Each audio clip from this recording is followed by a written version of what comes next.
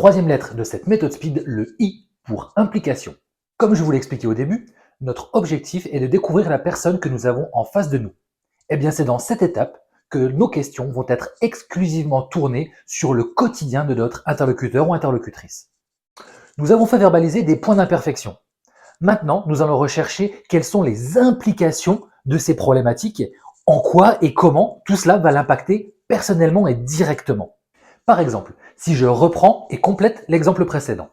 Lorsqu'on a parlé de cette machine, vous m'avez dit qu'il n'y avait qu'une personne capable de la faire fonctionner.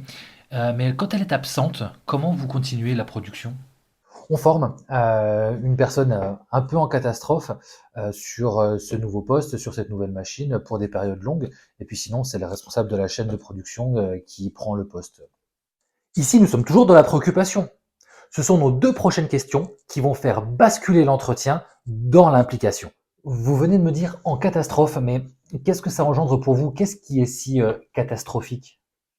Ça stresse un peu tout le monde, c'est surtout le temps de trouver la personne, de la former, c'est du temps passé, du temps perdu, c'est jamais agréable.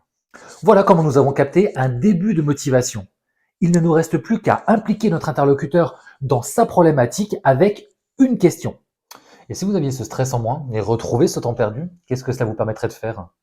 Par cette question, mon but est de plonger au cœur du quotidien de la personne.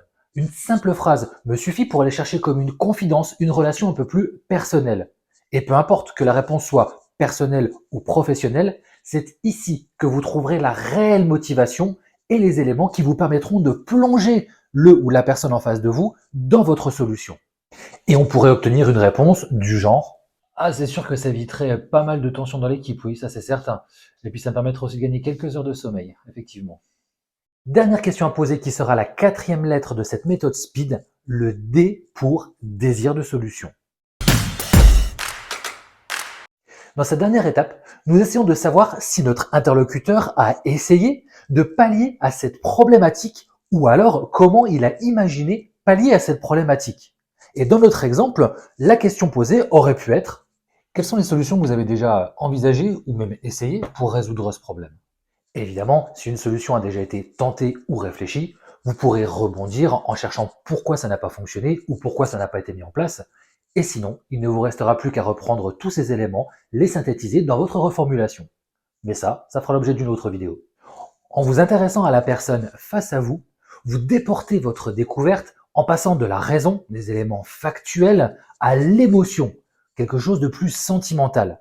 Voilà comment et pourquoi la méthode SPEED fait réellement la différence sur les autres découvertes.